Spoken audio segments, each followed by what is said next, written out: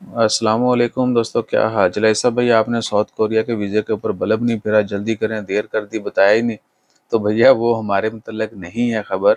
वो कल जो खबर आई थी, आज फ्राइडे है, साल 2023, 10वां मुहर्रम है। उम्मीद है कि आपका दिन अच्छा गुजर रहा होगा और आपने रोज़ा भी रखा होगा। और कल जो खबर आई थी साउथ कोरिया की, एक दो और भी चीज़ें शेयर करते हैं वीज़ा के हवाले से।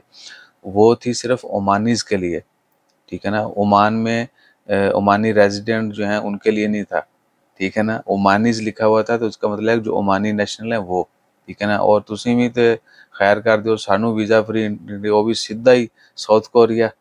ठीक है। तो थोड़ी जी ना मजाक लिमिटेड जा कराया करो, जरा बंदा बर्दाश्त कर ले या कोई दौरा ना पाए। तो वो सिर्फ ओमानियों के लिए है, जो ओमानी नेशनल हैं, जो ओमानी पासपोर्ट होल्डर हैं, वो कहीं पर भी दुनिया में हैं, वो वीज़ा फ्री जा सकते हैं। लेकिन उनको ऑनलाइन जो है अप्लाई करना होगा, ई वीज़ा लेना पड़ेगा, ठीक है ना। ये भी नहीं है कि बस सीधे जाओ, जो ऑन अराइवल वाला सीन नहीं है।